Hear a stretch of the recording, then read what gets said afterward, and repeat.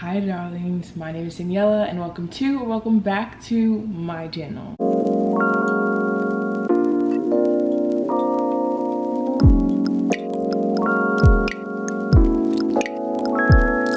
As you can see by the title of today's video, I am doing another TV review video and I am reviewing Never Have I Ever season 2.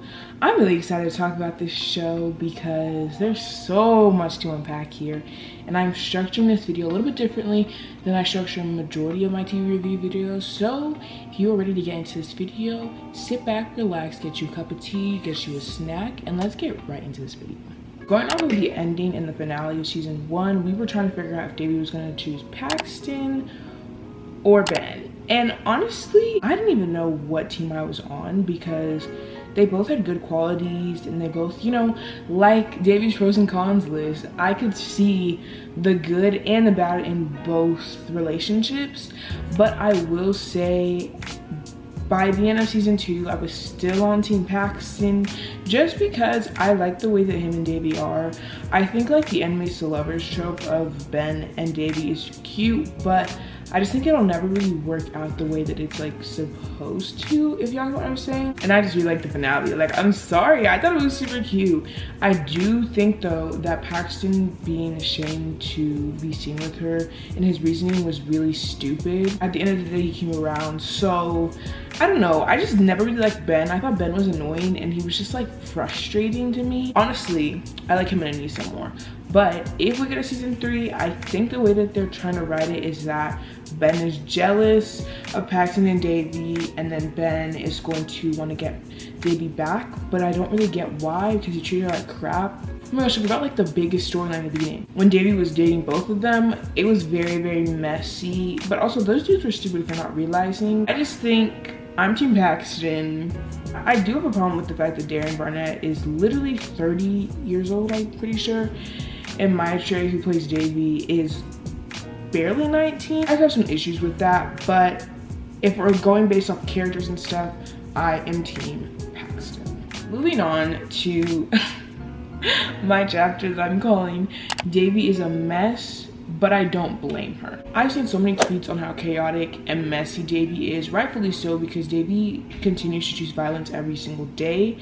I mean, from the episode where she tells everyone that Aneesa has an eating disorder and then blames it on 2 other girls and then gets mad when she rightfully gets disciplined. I don't even know where to begin with DEVI. Also dating 2 guys at the same time and expecting them to not be mad when they find out, and also causing Paxton to get hit by a car, breaking his arm, stopping him from being able to go to swim at college, and then getting mad when she has to tutor him. DEVI is a mess. But I think one thing we don't talk about enough, and I think was slightly touched at the end of the show, was the fact that DEVI is still grieving. And she lost the most important thing that was in her life. We see grieving as like a 1, 2, 3, and then back into life. And DEVI, obviously, as we can see, is not doing that, and she's acting out in ways and, you know, trying to just cope in this new way of life without her dad. So DEVI's a mess, but I love her. Like, I'm sorry, like, I don't blame her for being a mess. I do blame her for making very stupid decisions, very violent decisions, and believing that she shouldn't be disciplined. DEVI's still a teenager and she's still a child, and she's what, a sophomore in the show, so she's like 16 barely. We need to give her some grace, and that's what I have to say. I have to the video. Yes, come on. Hey. I'm talking about DEVI. What do you want to say about DEVI? DEVI is problematic, just like majority of people, and she's a girl who's dealing with grief. And like, people like to act as if grief is something that goes away slowly, but rather you just grow with it still there. That's really it. So yeah, and also she's literally like a 16-year-old child. That's what I just said too. She's a child, she's a baby, and it's really hard for her. Like, even her mom, it's hard for her mom. Yeah, I think so. I haven't gone to her mom. I think this show does it very well. It's a coming of age, and it's coming of like a true. little girl. Period. Let me talk about that in a minute. I'm sorry for that interruption, but also my sister added some great points. So like I was saying, DEVI is a child and she's problematic, but also, like my sister said, it's a coming of age story, and You have to give her grace. She's 16, she's gonna make mistakes, she's gonna be problematic. I think Davy goes a little bit too far with her problematicness. Like, I really like the way that they're showing, like, yes, she's a child, she's stupid, she makes mistakes, and y'all just gonna have to deal with them and hope that she is able to figure them out. So that's my little tea on Davy. I really hope that if we do get a season 3, we get to see a little bit more character development of Davy and not her just doing the crazy antics that she's been doing, but like learning to grow and love herself, and also seeing her in therapy more, because that was a bigger portion in season 1, but then in season 2 they kind of took it out, and I want to see her like dealing with her problems a bit more. The next chapter I'm calling Kamala and her love interest, because this season for Kamala was very interesting. I want to just go back to season 1 in that episode when we find out her arranged marriage, when it was Prashant, and we were all so pleasantly surprised because he was not an ugly looking man. I was like, okay, yes, Prashant, Kamala, they can make it work, it's gonna happen. And yes, and this whole season, him being really supportive of her during her lab, I thought was really sweet. Him trying so hard to make things work, and also him moving to California for her. I was all the way team Prashant up until that episode when he told her to not do anything because they left her out of the journal. That's when I said we're gonna have problems. It kind of like started this like thought in my mind of like how you can like find like the perfect guy, but he's still gonna have misogyny. Like, he's still gonna feed into patriarchal ideals. They're still gonna believe some misogynistic ideals and still, you know, further those misogynistic ideals. And that just really disappointed me. Hi, Editing Daniela here. I wanted to explain what I was trying to say here because I feel like it didn't come out right, like, at all. What I was basically trying to say is that even when you think you found like the perfect guy for you and like he has the right politics and like beliefs and like ethics and whatever like you need for a guy, there's still gonna be like internalized misogyny. That's what I'm looking for. He's still gonna be internalized misogyny because the patriarchy benefits him so much and because patriarchy is built for him. So that's what I'm trying to say with Prashant. Is like, he had everything and he was supportive and he was great and he was good looking and he had everything that Kamala needed. But when it came to like his reaction to that, his misogynistic ideals came into the forefront, and then that turned her off from him. So I hope that makes sense. If someone else can explain it better than I can, please do so in the comments, but that's what I think about Prashant. Then, when we got to see Kamala with Davy's teacher, Mr. K. I really like that. Like, I like the way Kamala and Mr. K. kind of just, their little vibe I think is really cute, and I think it can be something really, really sweet. And also because Mr. K. really likes her, you can tell. And I also love that Kamala was so scared of being proposed to that she ran away. And I hope that in season 3 we see her have that discussion with Prashant about why what he said was problematic, just to be honest. And then I hope that she ends up with Mr. K. if we get to season 3. Because next up, we're gonna be talking about Davy's mom and her grandma. Davy's mom, I think, is trying her best and is also grieving the way that Davy is grieving, and you know, has not gotten over the fact that they've lost Mohan. But I think Davy's mom trying to make them move to India because she felt so lonely is something that was really, really sad, because she was like, I don't have a support system and there's no one here for me, and Mohan's gone. And I just like really felt bad for her. She lost someone so important in her life too, and I think we are just seeing Davy like grieving, but like her mom is grieving too. And I really love the fact that instead of moving to India, that they just brought Mohan's mom and Davy's grandma. And I love Davy's grandma. She's so funny, and she's just like, I love her little inserts and one-liners into the show, but also the way that she handled Davy freaking out that her mom was starting to date. Davy's mom and Dr. Jackson, there was no chemistry.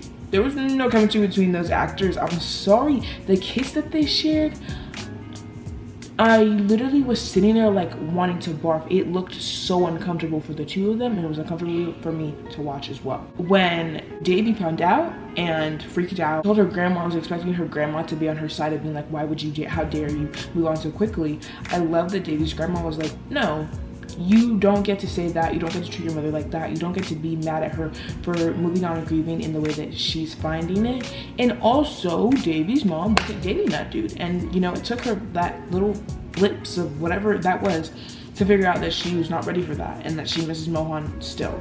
And so I just really enjoyed like seeing that, and I love that they got to show that and give Devi's mom a little bit more of a character instead of just being like, you know, the terrible little bad mom that she was. And then also I liked it because of that she ended up helping Devi, like Devi's mom ended up helping her to get Aneesa to stay, because that was really sweet to see. I love seeing Devi's mom get so excited to hear Devi say, "I need you, mom." And then when she was able to help Devi, for Devi to be able to say like, "I love you" and "thank you," and for Devi's mom to feel like appreciated and supported, I don't feel like she should have to wait for things like that to happen, but I just really enjoyed that. And I think Devi's mom is a really great mom. I think some people don't like her, but I think she's doing her best in her grieving and also trying to be a parent and provide for everyone at her house. And she does her best to help Devi out. She gets mad at Devi when she needs to be mad at Devi, but she also is supporting Devi and always helping her. So I just love Devi's mom and her grandma and just Devi's family in general. Next up is Fabiola, Eleanor, Aneesa. Starting off with Fabiola, I loved the writing for Fabiola this season, but it made me sad that they were making Fabiola change into someone else just because of wanting to be cricket queen. And I like at the end that she was like, "No, I'm not gonna do this, I'm gonna be me." But I also love that Fabiola had supportive parents and that they weren't doing the homophobic storyline, like homophobic parents storyline. And I love that Fabiola's mom was just like so like loving of her. I really enjoyed the fact that Fabiola was like she didn't know anything, and so they're always like, she was like, "What is this and what's that and what is the L word," and all that stuff. I just really enjoyed that.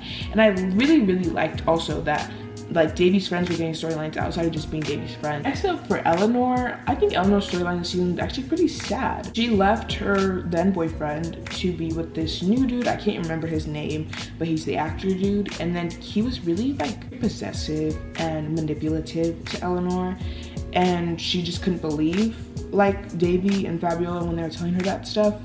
And it took being dumped over text for her to move on. So that made me sad because I wish that Eleanor had had better, but I also really loved this storyline with Eleanor and her stepmom and how her stepmom helped her out. And I loved her stepmom. The actress that played her stepmom was trying so hard and she was so sweet.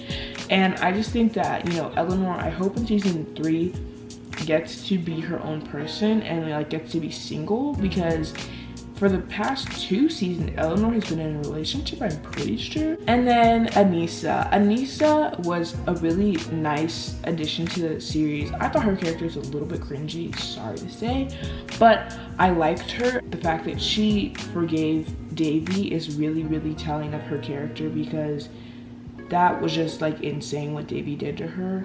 I really like Aneesa and Ben together. I like that coupling and I want them to stay together. She kind of wasn't as important as I thought she would be, but I like that they're showing how like when you grow up in white suburbia and you find someone else that's either like also black or Indian, like they're doing it never ever like y'all like try to group together, because it's nice to have people who understand you, if that makes any sense. I don't know if what I'm saying makes sense, but that's what I'm trying to say. That's my whole tea on season 2 of Never Have I Ever. I hope you guys enjoyed the little different structuring of this video, because I had fun doing it. Never Have I Ever is a pretty cringy show, but I also think it shows coming of age really well, and I just have really enjoyed it. So I hope you guys enjoyed this video. If you did, hit that like button, hit that subscribe button, comment down below your thoughts on Never Have I Ever. If you want a season 3, what you thought of the whole season, Devi being a mess and all that fun. And I will see you guys next time. I love you and I hope you have a great day. Bye. Where kisses like a song